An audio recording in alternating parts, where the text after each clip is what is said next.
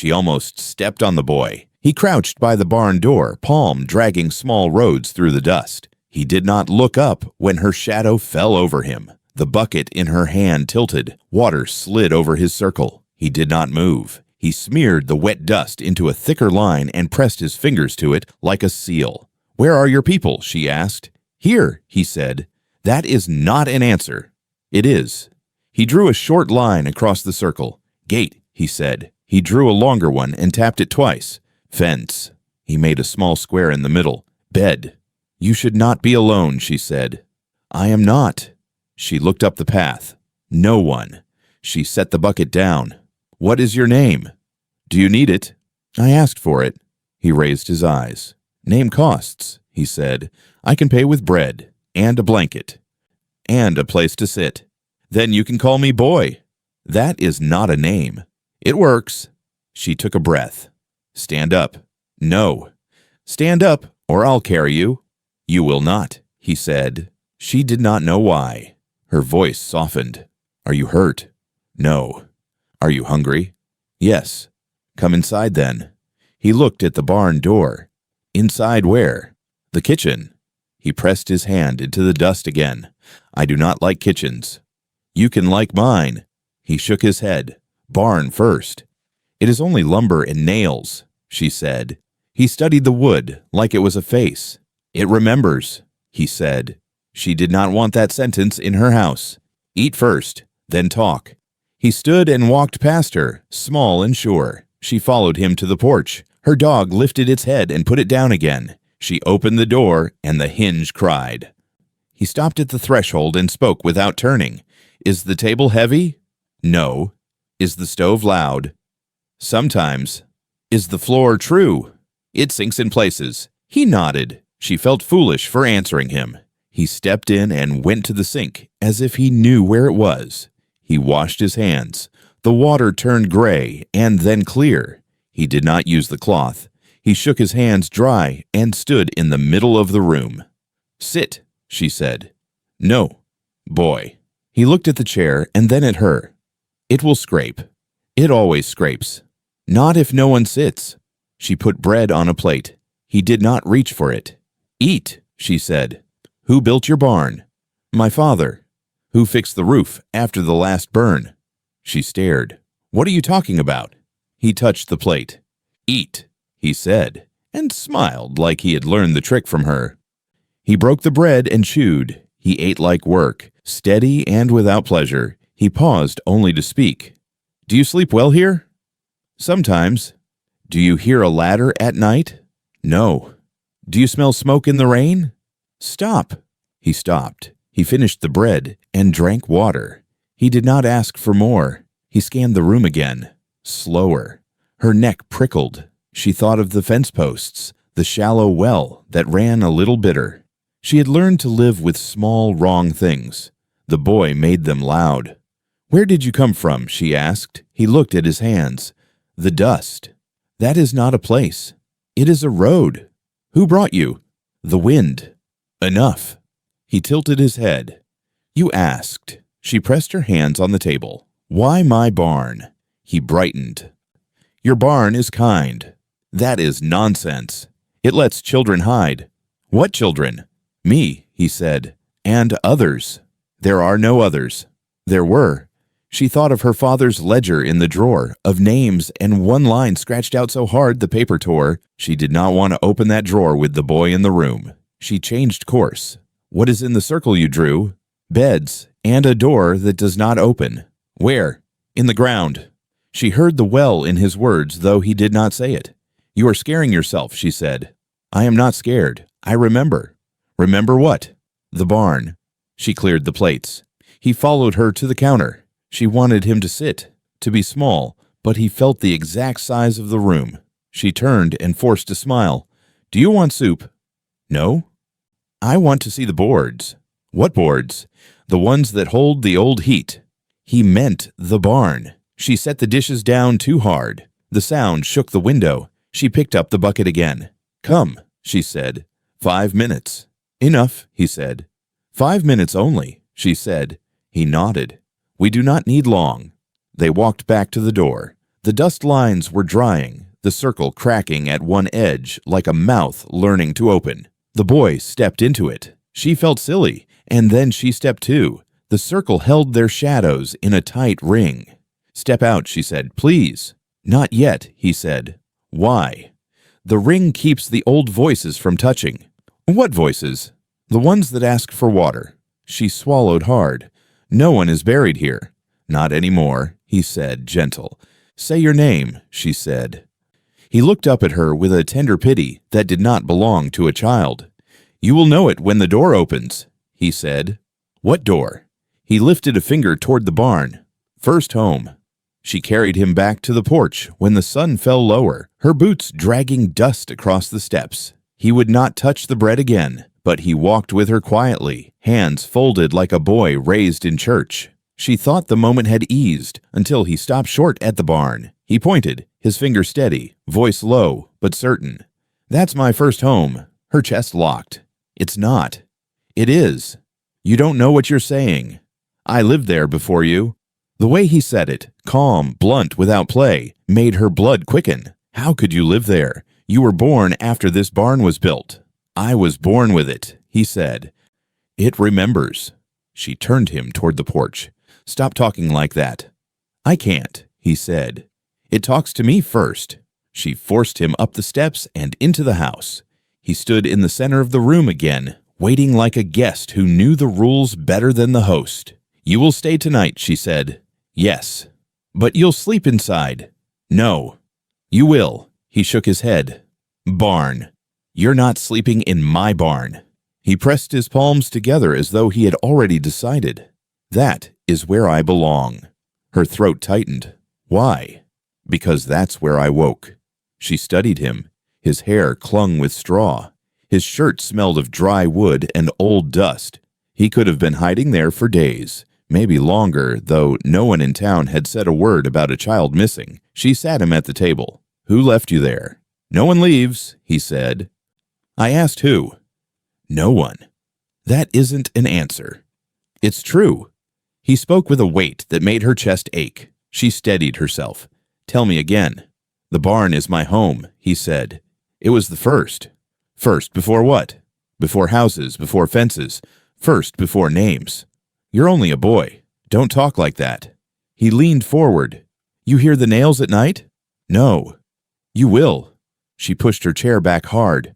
"Enough." He blinked, but did not flinch. "You asked." Silence sat heavy. The ticking clock on the wall grew sharp. She looked at his hands, dirt packed under each nail, his palms rough like someone twice his age. "What do you remember there?" she asked softly. He lifted his eyes. "Everything." "Everything what?" "The first crying, the first fire, the first hole in the ground."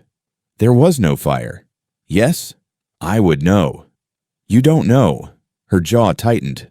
"Stop lying." He smiled faintly, weary. "You think I lie because you can't remember." She gripped the edge of the table. "Who told you these things?" "No one." "Then how do you know?" "I was there." Her breath caught. The kitchen seemed smaller, walls pressing in. She stood, grabbed the lantern, and marched to the barn. He followed close, silent. Inside, the boards glowed with the last light of day.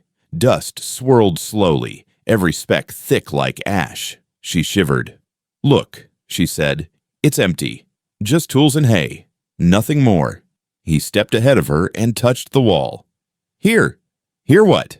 "Bed." She frowned. "That's just a beam." He lay down across the floor, arms folded. "This was mine." "Get up." "This is my first home," he said again, eyes closed. Her stomach turned. "Who told you to say that?" "No one tells. The barn speaks."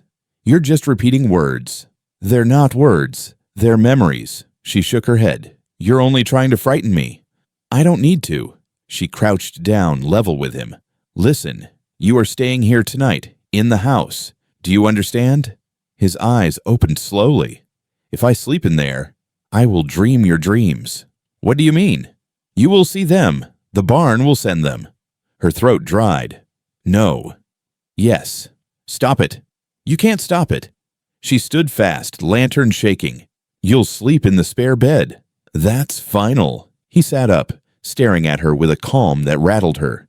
"You will hear them when I close my eyes." She turned away. "Enough." "Do you hear them already?" he asked. Her shoulders stiffened. "No." "Yes," he said softly. "You do." She blew the lantern brighter, unwilling to admit the truth. There had been sounds, soft tapping at night, wood groaning in ways she could not place. She blamed the weather, age, her own nerves. She dragged him from the barn and into the house again. She pushed him toward the spare room. The bed was small, plain. She set the lantern on the floor. "You sleep here," she said. He sat on the edge. "This is not mine." "It is now." He lay back slowly, eyes still open. "The barn will be angry." She pulled the quilt over him. "Barns don't get angry." "Yes, they do," he whispered. She turned away. "Good night." She left the room, closed the door, leaned against it, heart pounding. The house felt too still. The silence pressed against her ears until it rang. She almost turned back to check if he was breathing, but then his voice came sharp through the door. "I told you. First home." She froze. "I told you," he said again. She gripped the knob but did not open. "Sleep," she said. "First home," he whispered, slower now, as though the words belonged to something larger than him. She shut her eyes. She remembered her father hammering boards, sweat dripping, telling her barns were only wood and work, never more. She wanted to hold on to that memory, but the boy's voice spread through the door like smoke. "First home," he murmured again. She pressed her hand flat against the wood and whispered back, not sure why. "Not anymore." Silence followed. She waited, chest tight, until finally the quiet deepened into something like sleep.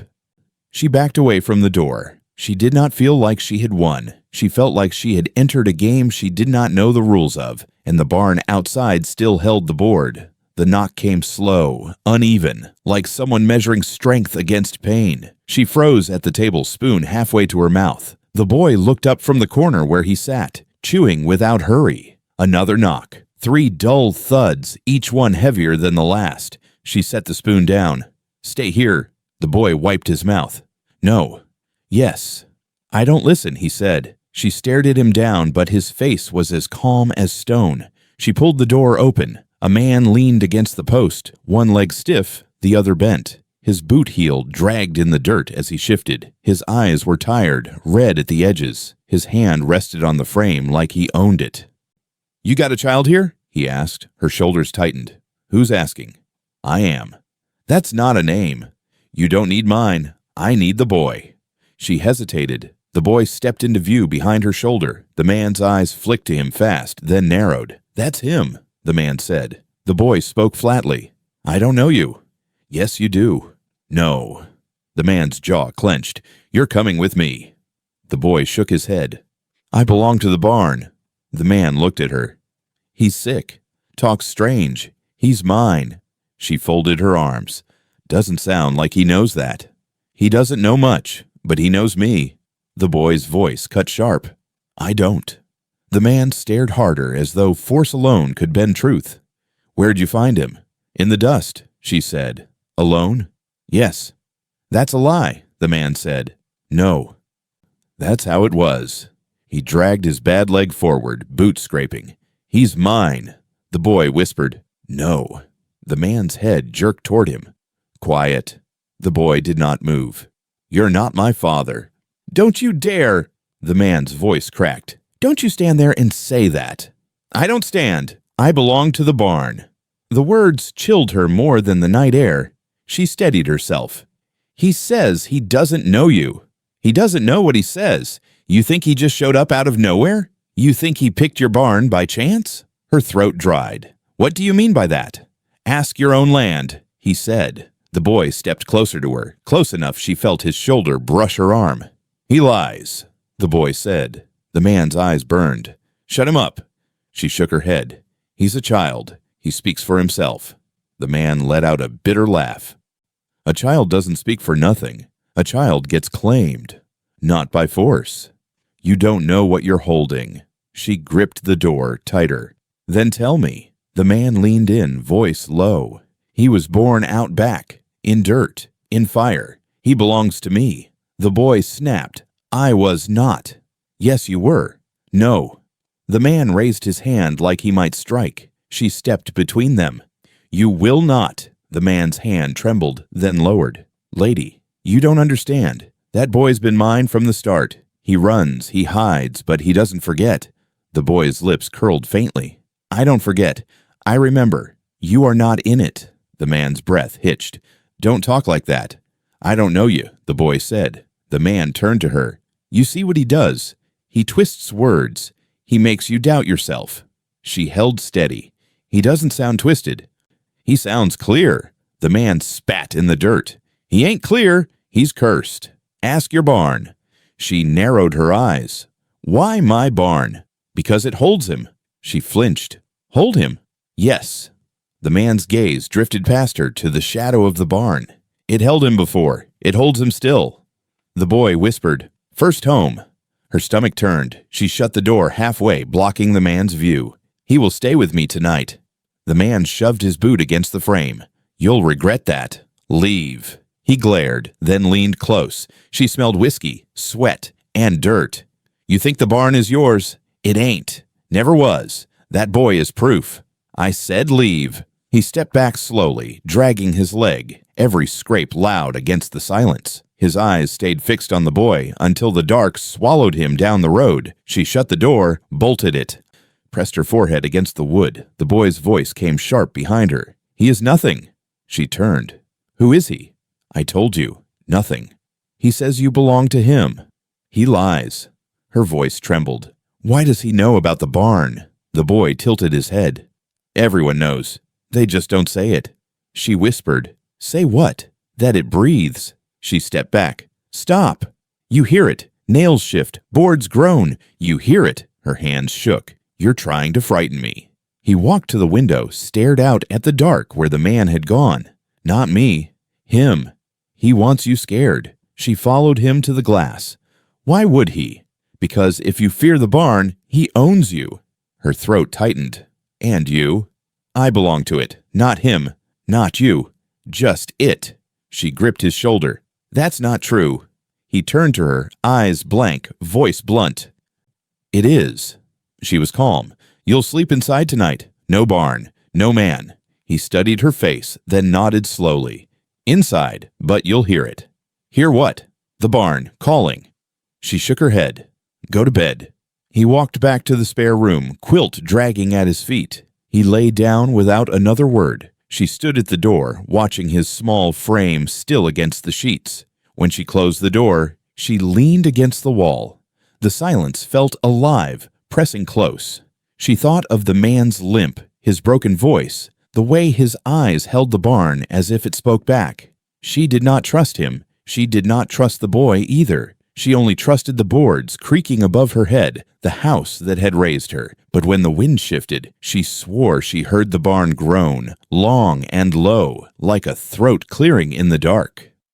The night pressed heavy. She couldn't sleep. Every creak of the floor sounded like a step she hadn't made. Every groan of the barn outside settled deeper in her chest. The boy's words circled in her head. First home, first bed. She lit a lamp and walked to the old drawer by the kitchen wall. Her father had kept his ledger there, the one he used to mark births, debts, and work done on the land. She had not opened it in years. She pulled it free now, leather cracked, corners dark with grease. Dust rose off it like it had been waiting. She set it on the table and paused. The boy's door was still shut. She heard nothing, but part of her swore he listened. She opened the book. Names marched across the pages in her father's rough hand. Neighbors, workers, families long gone. Some lines were smudged, some struck through. She turned slowly, steadying her breath. Then her fingers froze. There it was, a name she did not know, written small, as if her father had been careful. A child's name. Beside it, a date older than she could fathom. Decades back. Before she was born, the name whispered through her lips. The door opened behind her. The boy stepped out, bare feet silent on the floor. You said it. She spun. You should be in bed. You said my name. Her mouth dried. That's not possible. It is mine, he said. No. Yes. She pointed to the page. This ledger is older than you. That name's been here longer than you've been alive. I told you, he said. First home. She shook her head, voice sharp. How do you know the handwriting? He came closer, eyes fixed on the book. Because I saw him write it. That's a lie. It's true. You weren't even born. I was standing in the barn when he brought the ink. She slammed the book shut. Stop. He didn't flinch. You know his hand. Big letters. Heavy. He pressed hard. Always too hard. The quill tore once. He cursed and started again. Her skin prickled. She remembered the way her father wrote, pressing hard, leaving grooves even on the next page. She had never told anyone that. You shouldn't know this, she whispered. I do. You're only a boy. I am what he wrote. She clutched the book to her chest. What does that mean? He tilted his head, voice flat. You read it. You said it. Now it breathes again. She backed away, lamp trembling in her hand. No, I don't believe this. He followed her step for step. You do. Her breath shook. My father never wrote down a child that wasn't real. Never. He wrote to me, the boy said. You don't exist. I stand here. You're confusing me. No, you're remembering. Her throat ached. Why you? Why in his book? Because he kept me, the boy said. Even when the barn burned, even when the others left, she shut her eyes tight. There was no fire. Yes, I would have known. You don't want to know. She snapped her eyes open. Tell me then. Tell me what happened. The boy's gaze drifted toward the barn. He put me in the dust. He built the circle. He wrote my name to hold me still. Her heart pounded. You're lying. I never lie. You do. Her voice cracked. What lie? You say the barn is wood. You say it is empty. You say it doesn't breathe. It doesn't. It does. She slammed the book on the table. You make me afraid. That's all this is. I want you to see, he said. I see a child who doesn't belong here. He whispered, I belong more than you. The words cut deep. She gripped the edge of the table, knuckles white. Don't you dare say that. It's true, he said. Her hands shook. Leave it. Forget the ledger. Forget the name. You can't, he said. Yes, I can. No. He touched the cover with one small hand. The leather creaked under his fingers. If you burn it, the barn will open. She yanked it away. How do you know that? I know because he told me. Who? Your father. Her knees almost buckled. No, he never said that. He said it when the roof smoked. He said it when he buried the circle. He said, this one stays. She stared at him, unable to move. You shouldn't know his voice. I do, the boy said. Her eyes filled, though she would not admit it. Stop saying these things. He backed away, calm as ever. You opened it. Not me. You said the name, not me. You keep it alive now. She collapsed into the chair, face in her hands. I don't want this. He stood in the doorway, shadow long on the floor. Want doesn't matter. You read it. It breathes. Her voice came muffled. Then tell me what you want from me. Nothing, he said. That's not true. It is. I want nothing. I only wait. For what? The barn to call again. Her head rose, eyes burning. And when it does, I'm going home. She slammed the ledger shut again, shoved it back into the drawer, and forced it closed. The wood bit against her palm. She whispered through clenched teeth. Not while I live. The boy stared at her, unblinking. Then he turned back toward the spare room. He lay down without another word, as if nothing had happened. She sat alone at the table, the lamp sputtering, the drawer heavy with what she could not erase. She pressed her hands together and stayed that way until dawn. The knock was harder this time, not a limp scrape, not a neighbor's polite tap. It was the kind of knock meant to be heard in every corner of the house. She looked at the boy. He sat at the table, quiet, staring at the closed drawer where the ledger lay hidden. He didn't flinch. The knock came again. She opened the door. The sheriff stood there, hat low, coat dusty. His eyes searched past her shoulder before she spoke. You're not invited, she said. I don't need to be. Why are you here? You know why. Her hand stayed on the frame. Say it. There's talk you got a child under your roof. She breathed slowly. So what if I do? There ain't no record of him. Not every child has a record. This one should. Why? Because he doesn't exist, the sheriff said flatly. Her jaw tightened. He eats. He breathes. He's real. The sheriff's eyes narrowed. Real doesn't mean alive. The boy's voice came from the table. I am both. The sheriff looked past her and saw him sitting there, calm as stone, his lips pressed thin. You shouldn't be here. I am, the boy said. You shouldn't. The woman stepped aside, blocking the way. You don't come in. I need answers, the sheriff said. You won't get them here. He leaned closer. You're harboring something you don't understand. Her voice cracked. Then help me understand. You can't, he said. The boy spoke again, louder. I know you. The sheriff froze. His hand brushed the brim of his hat. No, you don't. Yes. The woman looked between them. What is he talking about? Nothing, the sheriff said. The boy rose from the chair. His small hand slid across the wood. Your son used to carve initials here. He cut too deep once. You struck his hand. He cried. The sheriff's face went pale. The boy touched the corner of the table. Here, his mark's still there. The sheriff's voice was sharp. Stop. The boy kept going. He dropped his badge pin. You told him he wasn't ready to wear it. You buried it in the barn wall. The sheriff's breath caught. Enough. The woman stepped forward, voice low. How does he know that? The sheriff's eyes locked on the boy. You stop talking now. The boy stared back, unblinking. Your son asked for water before the fire. You told him to wait. The sheriff staggered back a step. Boots scraping the floor. Shut your mouth. The woman's throat closed. What fire? The boy's voice softened. The first one. The sheriff grabbed her arm. You don't listen to him. She pulled free. Tell me what he means. The sheriff shook his head. He doesn't exist. He's pulling words from shadows. That's all. But they're your shadows, she said. No. He snapped. They're not. The boy whispered. He still cries. The sheriff spun, fury in his eyes. I said enough. The room held still, the silence louder than any shout. The woman steadied herself. Sheriff, why isn't there a record of him? Because he ain't on paper. That's not an answer. It's the only one you'll get. She looked at the boy. Then how does he know your son? He doesn't, the sheriff said. I do, the boy answered. The sheriff gripped the doorframe. His hand shook. Lady, you put him out. Tonight. Before he takes more from you. Her heart pounded. He's a child. He's not, the sheriff said. Then what is he? The sheriff's jaw worked. No words came. The boy's voice cut through. I am the barn. The sheriff's face twisted. Don't say that. It's true, the boy said. The sheriff turned to her, eyes wild. He'll ruin you. She lifted her chin. Or save me. The sheriff spat on the porch. You think so now. But when he whispers at night, when he tells you things you buried, you'll beg to shut him out. I won't. You will.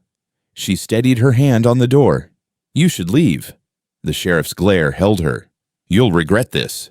Maybe, she said. He tipped his hat low, turned, and limped down the path. Each step scraped against the dust, dragging the silence with him until only the barn's groan remained. She shut the door slowly. The boy stood by the table, hands folded. He's afraid. She faced him. Of what? Of me. Her voice trembled. Why? Because I remember. What do you remember? His son's cries, his son's badge, his son's grave. She swallowed hard. Stop. I can't. You will, she snapped. He shook his head. No. She stepped closer. What do you want from me? Nothing, he said. Then why are you here? He looked at her with calm, steady eyes. Because this is my home, first and last. Her breath caught. You don't belong to me. No, he said. I belong to the barn. She turned away, pressed her hand against the closed drawer, feeling the weight of the ledger within. Her father's hand, the boy's name, the fire never spoken of, all pressed down together. Behind her, the boy whispered once more. He still cries.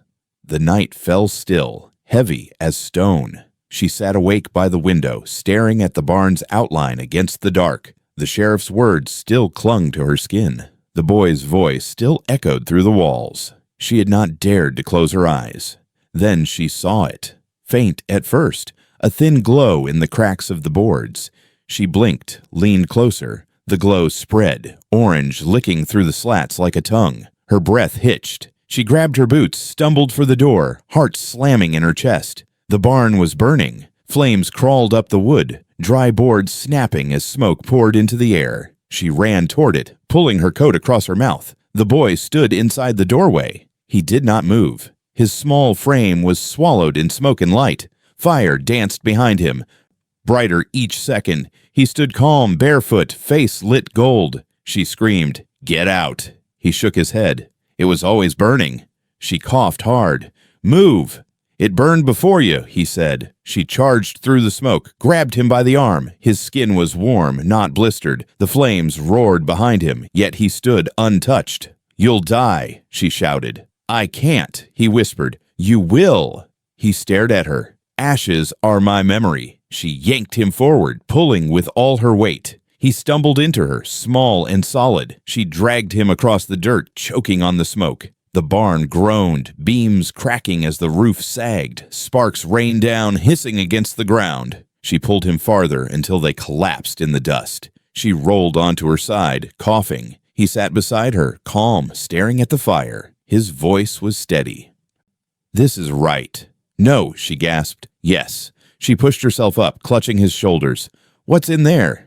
"Me," he said. "You're here." "I was there first." She shook him. "Stop." He didn't blink. "That's all I know." Flames tore through the roof. The barn collapsed inward, a roar that shook the ground. The air filled with sparks and smoke. She covered him with her body until the sound eased. When she looked up, the barn was nothing but fire. Walls gone, roof gone, only a heap of burning beams. She whispered, "Broken." "It's gone." He smiled faintly. "It always is." She clutched his arms. "How can you talk like this?" "Because I remember the ashes." Tears burned her eyes. "You're a boy, not ashes." He leaned closer, voice low. "I was born from them." She shook her head. "No." "Yes. You're alive." He tilted his head. "Alive in dust. Alive in fire. Alive in memory." She held him tight. "Stop saying it." He whispered against her ear. "It will burn again." Her chest ached. "No, it's finished." He looked back at the fire. "Nothing is finished." She stared at the wreck, flames still chewing through the last of the beams. Memories of her father hammering nails, stacking hay, her mother hanging lanterns on the rafters. Gone, all gone in smoke. The boy's voice cut through her thoughts. "You hear it?" "Hear what?" "The crying." She stiffened. "There's nothing." "Yes." "No." He pointed at the fire. "Listen." Her ears filled with the roar, the crack, the pop of wood. She wanted to believe that was all. But beneath it, faint and thin, she swore she heard a wail. Her heart seized. "No." "Yes," the boy said softly. She covered her ears. "Stop." "You can't stop it." She pulled him to his feet. "We're leaving." "Where?" "Inside." He shook his head. "The house won't hold me." "It will." "No. The barn was my first home. Without it, I have none." She gripped his chin. "You have me." He stared at her. "For now." She dragged him back across the yard. Smoke clung to their clothes, ashes in their hair. She pushed him into the house, slammed the door, barred it. She pressed her back to the wood, chest heaving. The boy stood in the center of the room again, calm as before. "You should not have pulled me out," he said. She snapped. "You would have burned." "I don't burn." "You're not made of fire." "Yes, I am." She trembled. "You're flesh and blood." He smiled faintly. "Flesh is memory. Blood is ash." She slapped the table. "Stop with these words." He looked down at the ledger drawer. "Ask him. He knew." Her breath caught. "Don't you bring my father into this. He already wrote to me. He already saw the fire." She pressed her hands to her face. "Why me? Why here?" "Because you kept the barn." She lowered her hands. "And now it's gone." "No," he whispered. "It never goes. It waits." She walked to him, dropped to her knees, and held his face. "You're a boy. You hear me? Just a boy."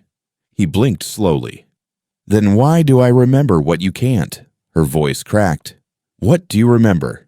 "The circle in the dust. The toy is buried in the ground. The fire that took your father's voice."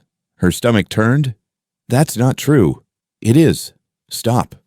You will remember too, he said. She shoved him away, stumbling back against the wall. Tears streaked her face. I don't want to remember. You will, he said again, soft and certain. The flames outside roared louder, as if agreeing. Shadows flickered across the walls of her house, stretching long, reaching. She shut her eyes tight, praying for silence. But the boy's whisper slid through the dark. Ashes are all I am.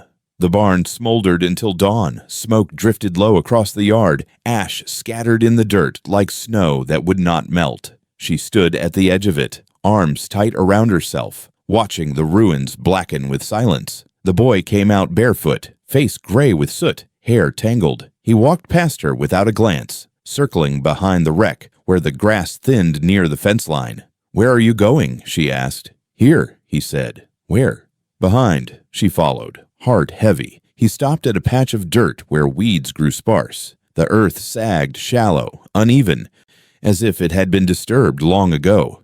He knelt. His small hand brushed away dust until metal caught the light. A rusted toy, half buried, the wheels broken, frame bent. Her breath caught. What is that? My first bed, he whispered, her skin chilled. That's not a bed. It was, he said. No, it's a toy, nothing more. He looked up, eyes sharp. Then why does it mark me? She stepped back. Stop. You buried me here, he said. Her throat closed. I did not. Yes? No. He pressed his palm flat on the dirt. You did. She shook her head, voice breaking. I never touched this ground. You touched it with him, he said. With who? Your father. Her knees weakened. Don't. You both did, he whispered. Tears pricked her eyes. That's not true. It is, he said. She turned hard, grabbed the rusted toy, yanked it from the soil. Dirt spilled from the hollow frame. She held it high. This means nothing. It means me. No. Yes. She threw it aside, shaking. I would remember if I buried a child. You remember now. Her breath trembled. No. You do, he said. She dropped to her knees, digging at the soft earth with her hands. The dirt gave way easily, breaking into clumps. She clawed deeper until her nails split. Something pale showed beneath. She froze. Bone. Small. Her stomach turned. She backed away, shaking her head. No, no. The boy's voice was calm. First bed. She stared at him, words trembling. What are you? I told you, he said. No, you're not him. You're not buried here. I am both. Her voice cracked. This isn't possible. It is. Why show me this? Because you asked. I never asked for this. You did when you pulled me from the fire. You did when you read the ledger. You keep opening doors. Her tears fell. I didn't know. You do now. She grabbed his shoulders, shaking him. Tell me the truth. Are you alive? Are you dead? He met her eyes, voice blunt. Both. She let go, stumbling back. That can't be. He pointed at the shallow grave. You put me down once. You'll do it again. Her hands shook. I won't. You will. She pressed her palms to her head. Why me?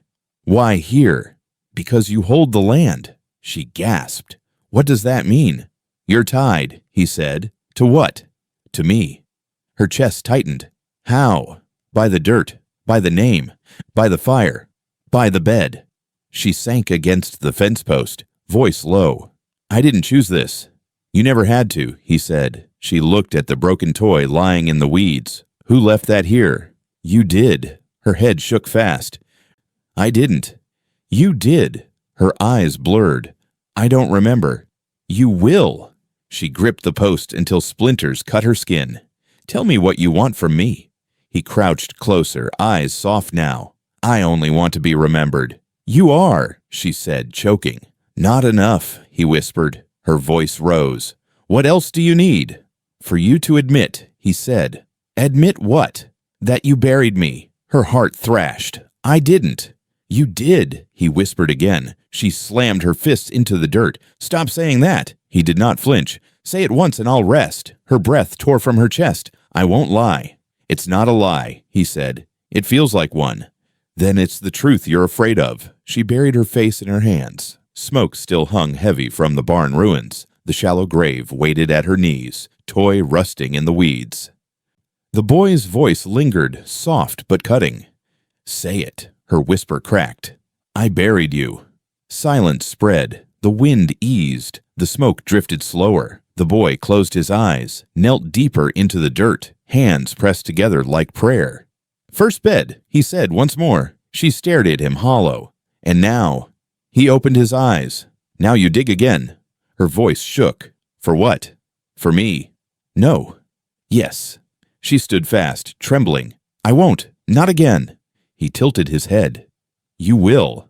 She backed toward the house, chest tight, every step heavy with the weight of ash and bone. He stayed kneeling at the grave, eyes fixed on her, calm as the fire had been when it took the barn. The grave behind the house would not leave her mind. She had gone inside, washed the dirt from her hands, but her nails still looked black in the lamplight. The boy slept on the floor by the door, or pretended to. His breathing was too even. His eyes sometimes flickered open. She paced the kitchen, the old drawer pulling at her thoughts. The same drawer where her father's ledger lay. She had not touched it since the night she read his handwriting. She told herself she would not again. Yet her hand reached anyway. The drawer groaned open. She pulled the ledger out, but beneath it something shifted. A stack of envelopes bound with twine yellowed at the edges. She froze. Letters. Her mother's hand. She knew it at once, neat and slanted, the kind that pressed gentle on the page. She had not seen her mother's writing since the burial. She slid the twine loose, fingers trembling. The boy stirred. "What did you find?" "Nothing." He sat up. "Letters." She turned on him. "Go back to sleep." He rose. Bare feet soft on the wood. "You can't read them alone." "I can." "They're mine too," he said. Her breath caught. "No, they're not." "Yes."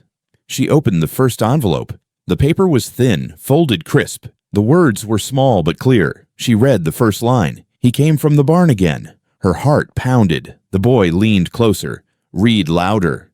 "No." "Then I will." He plucked the page from her hand before she could stop him. His voice shifted higher, softer, almost gentle. He read with ease, each word sharp. "He came from the barn again. Your father said we should not take him in, but I could not leave a child in the dust. He calls it his first home. He says he remembers it burning. I cannot understand how a boy so small speaks like he is older than both of us." Her lips parted. "Stop." He kept going. "If the sheriff comes, I will tell him the boy belongs here. He is thin, but he smiles when he eats. I think he carries some curse, but I will not let that curse be stronger than me." "Stop," she said again, snatching the paper. He smiled faintly. Her voice. "You never knew her voice." "Yes." "No." He pointed at the page. "It sounds like this." Her chest tightened.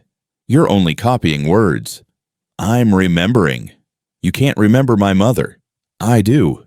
Her eyes blurred. "She was mine, not yours." He tilted his head. "She held me too." Her knees went weak. "That's not true."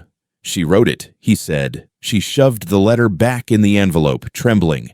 "You shouldn't know any of this." He touched the stack. "Read another." "No." "You want to." Her voice cracked. "I don't." "You do." Her hands betrayed her. She pulled another letter free. The ink was darker. The strokes rushed. She read to herself, but he whispered each word a breath ahead of her lips, as if he knew it first.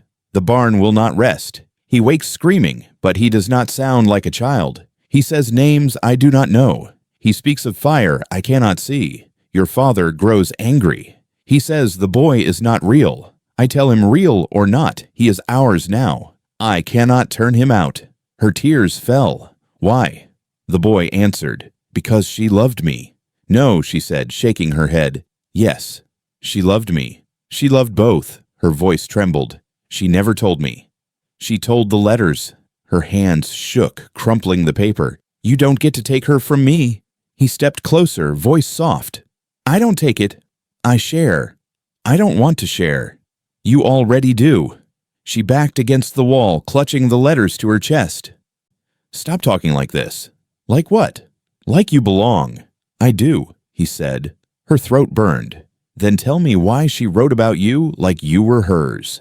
"Because I was." "You're not her blood. Neither are you. If the barn speaks true, her breath caught. What do you mean? You'll know when you read the last one. Her stomach turned. No. Yes.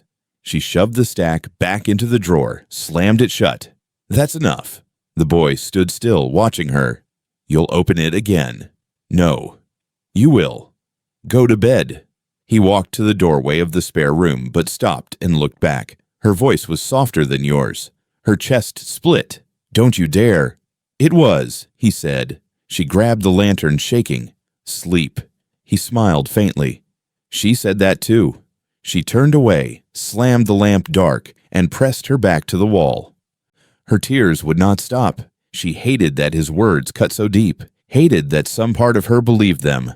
In the silence, his whisper slid through the dark. I remember her better than you. The letters stayed locked in the drawer, but they burned louder in her head than the barn ever had. She had not slept when the knock came at noon. Sharp, official, not like the sheriff's anger or the stranger's limp. This knock carried weight, practiced, and deliberately. She opened the door to a man in a fine coat, dust on his shoulders from the long road. He held a folded paper, sealed with a crest she knew but had never touched. You the woman of this house? He asked. I am. He nodded once, eyes scanning the ruins of the barn behind her. I come from the governor's estate. Her breath caught. Why here? Orders. Say them. He unfolded the paper, read steadily. A boy of the governor's blood vanished from the estate many years back. The family has never stopped looking. We have reason to believe he may have surfaced here. Her skin went cold. Here? Yes. The boy's voice came from behind her, blunt and sharp. No. The messenger looked past her, startled. The boy stood in the doorway, calm as ever. The man straightened. You lad, how old are you? The boy shook his head. Not yours. Answer, the man said. No. The messenger stepped forward. You fit the mark. The governor will want you returned. The boy's voice cut through. I am not his. The woman put herself between them. He's not going anywhere. The man frowned. He belongs by law. No law wrote his name, she said. The boy added flatly. The barn wrote to me. The messenger's eyes narrowed. What nonsense is this? Truth, the boy said. The man looked back at her. How long have you had him? Not long, she said. Where did he come from? The dust. The messenger scoffed. Don't test me. She held his stare. That's the truth. The boy's voice cut again. Not yours, not his, not anyone's. The messenger stepped closer, hand gripping his coat. Child, the governor lost the blood of his line. His wife never healed. His land carries shame. You will answer. The boy's eyes flashed. I am not his boy. You could be, the man said. I will not. The man pressed harder. If your face matches his, the governor will claim you. He has the right. The boy shook his head slowly. He has nothing. The messenger looked at her. If you care for your land, you'll hand him over. The governor's reach is long. She steadied her voice. This land is mine. Not if he wants it. Her jaw tightened. He won't take it. The boy whispered. He already tried. Both turned to him. What do you mean? She asked. The boy's voice was calm. The governor's men burned the barn first. The messenger snapped. Lies. The boy kept steady. They buried me here. Leave me here. Said nothing. Her chest ached. When? Before you, he said. The messenger bristled. This is madness. The boy pointed at the paper. That name means nothing. It is not mine. The man's hand shook slightly on the seal. It is the governor's. The boy's tone sharpened. I am not the governor's boy. The woman's voice cut through, low and sure. You heard him. The messenger tried again, firmer. You're making a mistake. This boy carries a name tied to land, tied to power. With him, the governor could end disputes, claim fields, and restore his house. Without him, his enemies rise. She stepped closer. That's not my burden. It will be if you keep him. The man warned. The boy whispered, She already keeps me. The messenger stared at him. Why refuse? You'd live rich, safe, honored. The boy shook his head. I am ashes. I am dust. I do not wear crowns. The man's face hardened. Strange tongue for a child. "He's not a child," she said. The messenger folded the paper with stiff hands. "Then hear this. If he is the governor, they will come for him. If he is not, they will still come, because they cannot afford to let doubt live." Her pulse pounded. "Tell your governor he cannot claim what's not his." The boy said softly, "He already tried once. He failed." The man glanced between them. Unsettled, his voice dropped. "What are you?" The boy answered flatly, "First home." The messenger paled. He pulled his coat tight, stepped back down the path. "This isn't finished." "Nothing is." The boy murmured. The man turned, mounted his horse, and rode off without another word. She shut the door, bolted it, pressed her head against the wood. Her voice trembled. "He'll bring them back." The boy nodded. "Yes. They'll try to take you." "They can't." "They can," she said, sharp. He looked at her steadily. "Would you give me?" Her chest broke. "No." "Even if it costs you everything?" She swallowed hard. "Even then." He nodded once, calm. "Then the land is tied tighter." Her breath shook. "I don't want ties." "You already have them." She backed to the table, staring at the drawer with her mother's letters locked inside. The boy followed her gaze. "She knew too," he said. Her voice cracked. "Knew what?" "That I am not his boy, not the governor's, not yours, but tied here, always." Tears stung her eyes. "Then what are you?" He answered plainly. "The barns." Her shoulders sagged. "But the barn is gone." "No," he said. "It waits." She pressed her hands flat on the table. "You're going to tear me apart." He whispered, "Not me. The land." By evening, the air was still, heavy with the smell of smoke that refused to leave the ground. The barn's ashes smoldered in black heaps, and the boy walked barefoot through them without flinching. She watched from the porch, arms tight across her chest, too weary to call him back. Then he crouched low and began to trace. With the edge of his hand, he dragged lines in the dust, circling wide around the ruins. His movements were slow, careful, deliberate. Ash mixed with dirt beneath his touch, dark gray streaks marking the earth. "What are you doing?" she called. "Circle," he said. Her voice rose. "For what?" "To keep them out." "Keep who out?" "Everyone," he answered. She walked closer, boots sinking into the soft ground. "That's nonsense." He shook his head. "Not nonsense. Memory." She stopped at the edge. "Explain." He didn't look up. "No one steps in without remembering." Her throat tightened. "Remembering what?" "The truth." She clenched her fists. "You're scaring me again." He looked up finally, dust coating his hands. "Not scared. Showing." Her stomach turned. "What happens if I step in?" "You'll see." "See what?" "What I see." She shook her head. "No." He drew the circle closed, dust completing its loop around the barn's ruins. He stood, small and steady, his eyes fixed on her. "Now it waits." She backed away. "I'm not playing your games." "No game," he said. She turned toward the house, but something pulled her back. The circle seemed to breathe, faint lines shifting in the fading light. Her chest tightened with curiosity she hated. She stepped forward. The boy's voice cut sharp. "Once you cross, you can't stop it." She froze. "Stop what?" "Memory." Her breath shook. "Whose memory?" "Yours. Mine. The land's." Her hands trembled. "And if I don't want it?" "You'll still take it," he said. She stared at him, then at the circle. She lifted her boot, stepped over the line. The world shifted. Heat roared through her chest, though no fire touched her skin. Her eyes blurred, filled with smoke that wasn't there. She staggered, clutched her head. "What's happening?" she gasped. "Remembering," the boy said. She saw faces she did not know, men hauling wood, her father younger, sweat dripping, hammering beams. She saw children running through hay, laughing, voices sharp as bells. Then the fire, screams, smoke pouring through the roof, small hands clawing at the door, a cry for water, cut off. She stumbled forward, choking. "Stop!" The boy's voice was calm. "You asked." "I didn't." "You stepped." She fell to her knees inside the circle. Her body shook with sobs she didn't own. She saw a woman's hands, her mother's, pulling a child close, whispering words she couldn't hear. She felt the child's fear, sharp and endless. Her heart split.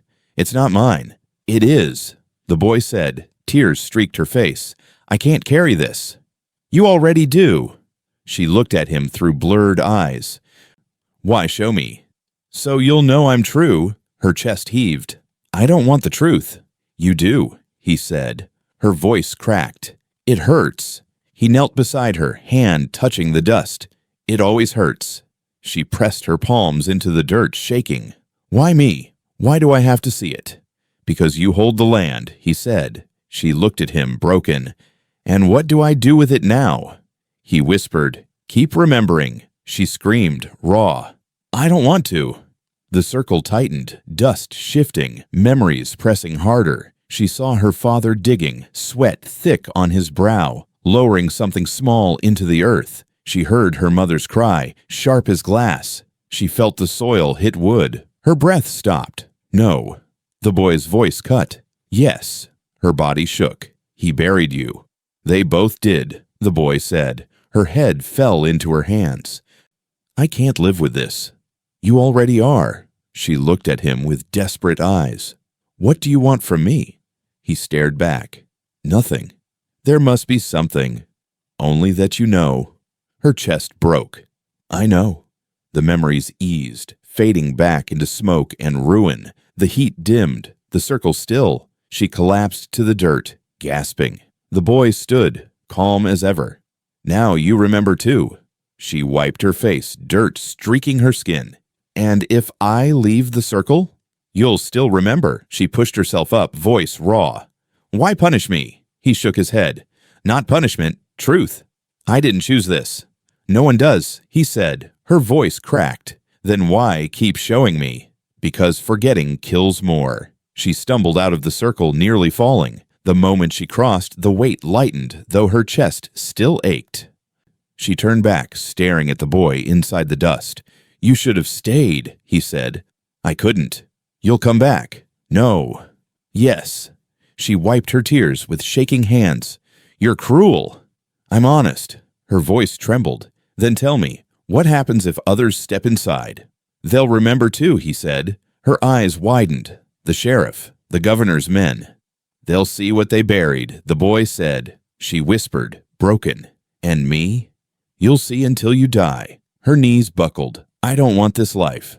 You already live it, he said. She turned toward the house, weak, heart pounding. She looked back once more. The circle glowed faint in the dusk. The boy standing at its center, still and certain. Her whisper barely carried. What are you? His voice was soft. First memory. The circle of dust still clung to the ground, unbroken, glowing faint beneath the moon. She had not stepped near it again. She sat on the porch, lantern dim beside her, staring at the boy who hadn't moved from the center. He stood there all night, still as the ash heaps around him. At dawn, he walked back to the house. His face was pale but calm, his eyes darker than before. He stopped at the doorway, silent. She rose. Come inside. He shook his head. Not until you choose. Her stomach dropped. Choose what? Me or the barn? She frowned, voice sharp. The barn is gone. He stepped closer. It isn't. It burned. It waits. She pressed her hand against the doorframe.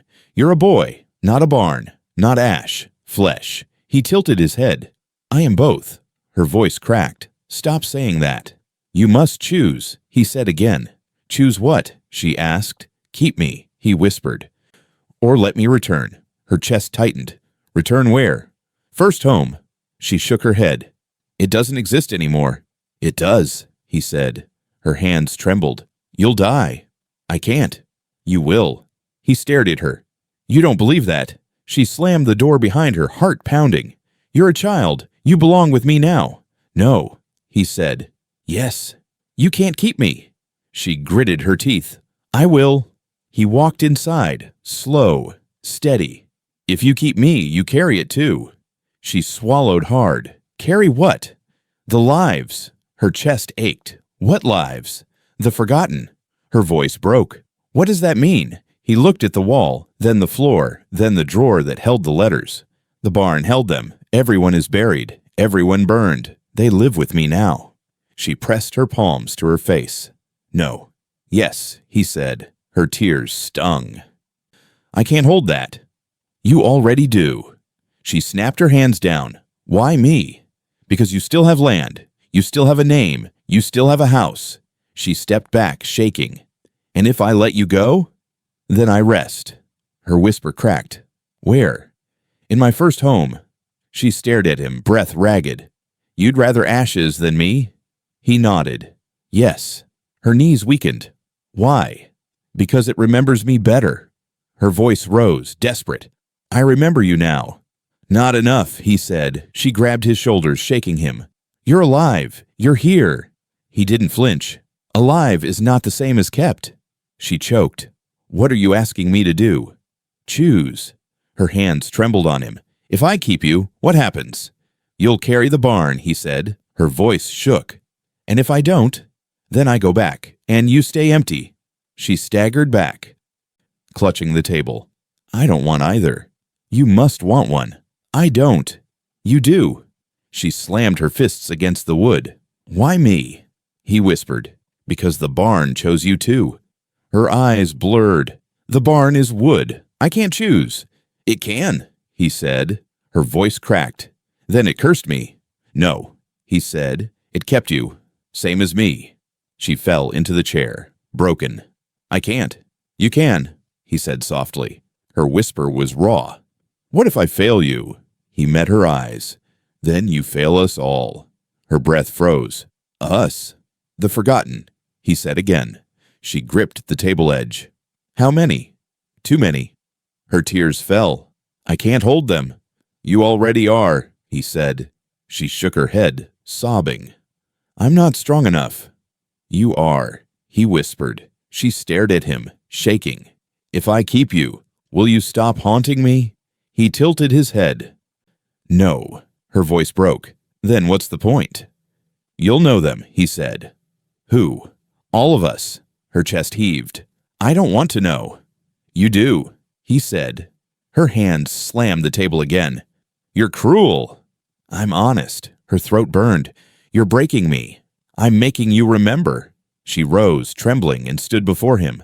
I can't lose myself for you, he whispered. You will find yourself in me. She pressed her hands to his face, desperate. Tell me, if I choose to keep you, do you stay a boy? Yes.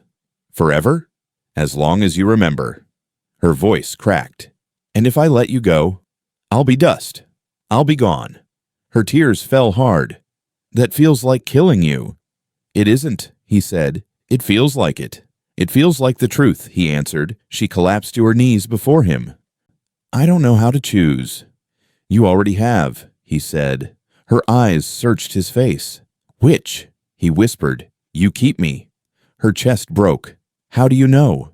You pulled me from the fire. You read my name. You dug my grave. You opened the letters. You stepped in the circle. Her breath tore. So it's done. Yes, he said. Her hands shook on his arms. Then what am I now? He leaned close, voice soft. Keeper? Her tears blurred her sight. And what is the barn? He whispered. Not wood, not ash, vessel. Her heart froze. Of what? Of us. She rocked back, stunned. All those lives. Yes, he said. Her voice cracked. And you're all in me now. Yes. She covered her face, sobbing. I never wanted this. You were always meant. Her whisper bled into the silence. Then I'll keep you. The boy closed his eyes, calm. First home lives again. Dawn broke pale, the sky washed thin. She stood at the window, staring at the wreck that once held everything. The barn leaned in silence, beams charred, roof sagging, smoke rising faint from what was left. It looked ready to fold into the earth that had already claimed too much. The boy stood outside, barefoot in the dust, facing the ruins. He hadn't moved since the first light. She stepped onto the porch. Come inside. He shook his head. Not yet. Her voice carried raw. It's gone. It waits, he said. Her throat tightened. For what? For ending. She walked closer, boots crunching through ash. What does that mean? He turned to her, calm. When it falls, I fall too. She froze. Don't say that. It's true. You're alive, she said sharply. Alive because it stands. She grabbed his arm. You don't have to tie yourself to it. He looked at her hand, then at her eyes. I am tired already. Her voice cracked. Then untie. I can't. You can, she snapped. No, he said simply. The barn groaned behind them, timbers shifting, wood ready to give. Her chest heaved. "You'll stay with me. The barn is nothing." He tilted his head. "It is everything." Her grip tightened. "I chose you." He gave a faint smile. "And I chose my first home." She shook him hard. "You're cruel." "No," he said. "I'm free." Her eyes blurred. "Free how?" In the end, the barn cracked loud, a beam falling inward. Smoke rose sharper, sparks flaring. She pulled him back, fear rising. "Come away," she cried. He didn't move. "I wait here." "You'll burn." "I can't," he whispered. Her tears broke. "Then what am I supposed to do?" "Stand," he said. She gritted her teeth. "I won't lose you." "You never had me," he said gently. Her voice dropped. "Don't say that." "It's true." She sank to her knees in the dirt. "You're mine now." He crouched with her. "No, I was never yours. I was in the barn, the lands, the fires." Her body shook. "I carried you." "You carried the memory," he said. "That's the same." "No," he whispered. The barn groaned louder, smoke rising thick. Boards sagged, roof bowing. The boy looked back, face calm, almost peaceful. "It's time," he said. She clutched him tighter. "Stay." He smiled faintly. "I'm going," she sobbed. "Where?" "Home." Her scream cracked the morning air. "This is home." "Not mine," he said. The barn let out a final moan. The roof caved, beams splitting, flames flaring bright as the structure collapsed inward. Ash burst skyward, smoke swallowing the dawn. The boy stood still as it fell. He didn't cry. He didn't fight. He only smiled, faint and soft. And then he faded. His small frame thinned in the smoke, his outline blurring. His eyes stayed on her as if holding her one last time. His voice came faint. "Thank you." She reached for him, but her hands touched only air. He was gone. The barn was nothing but ashes. The circle of dust lay broken, scattered by the fall. She fell to her knees in the dirt, chest hollow, arms empty. Her sobs shook the silence, but no voice answered. When the smoke thinned, only ruin remained, black beams, gray ash, no boy. She stayed there until the sun rose higher, warming the land that felt colder than ever. Finally, she stood. Her legs were weak, her hands stained. She walked to the edge of the ashes and pressed her palm into the dirt. It was still warm, humming faintly like breath. She whispered, broken, "I'll remember." The wind carried nothing back. She turned to the house, each step heavy. She stopped once, looked over her shoulder. The barn was gone, but its silence filled everything. She whispered again, "You're free." The wind shifted. The ashes stirred. For a moment the ground seemed to sigh. She walked on, slow, scarred, but standing. The land stretched before her, wide and quiet. It was hers, but never only hers again.